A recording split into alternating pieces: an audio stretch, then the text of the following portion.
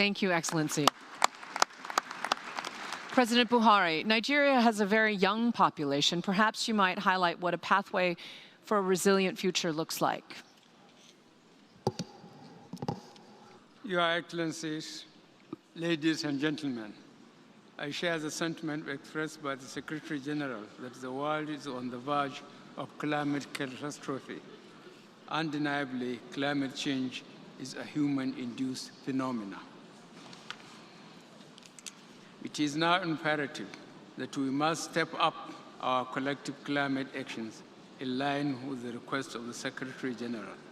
It is in this regard that I wish to reiterate Nigeria's commitment to its obligation under the Paris Agreement, the aspirations enshrined in our national determined contribution, and ensure a resilient future that mainstreams climate risks is our decision-making.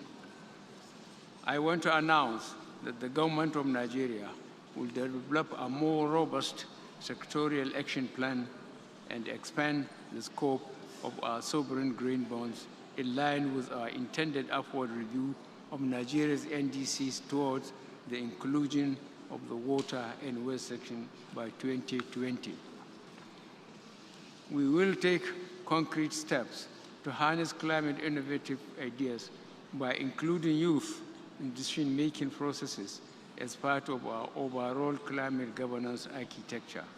We will mobilize Nigerian youth towards planting 25 million trees to enhance Nigeria's carbon sink. In the energy sector, Nigeria is presently diversifying its energy sources from dependence on gas-powered system to hydro, solar, wind, biomass, and nuclear sources. Specifically, Nigeria is progressively working to realize 30% energy efficiency and renewable energy mix by 2030. This is envisaged to lead to 179 million tons of carbon dioxide reduction per annum by 2030. I should also inform the summit that our government has introduced climate-smart agricultural practices to unlock 74 million tons of carbon dioxide per annum through relevant technologies, advocacy, and best practices. As you are aware, the Lake Chad Basin, which used to be a region of productivity, food security, and wealth for an estimated 40 million citizens living around the lake basin, has shrunk significantly from its original size due to climate change. We will continue to lead in efforts to have solid partnership for the ecological restoration and recharge of the Lake Chad.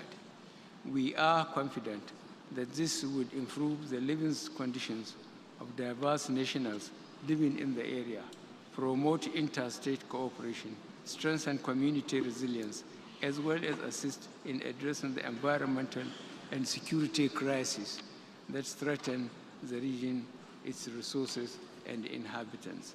I'm glad the Secretary General and some of the member states presented in this hall are partnering with us in this endeavor. We shall thank them for their cooperation, and I look forward to deepening our partnership. Thank you very much. Thank you, Excellency. The Netherlands are doing a lot on adaptation and resilience.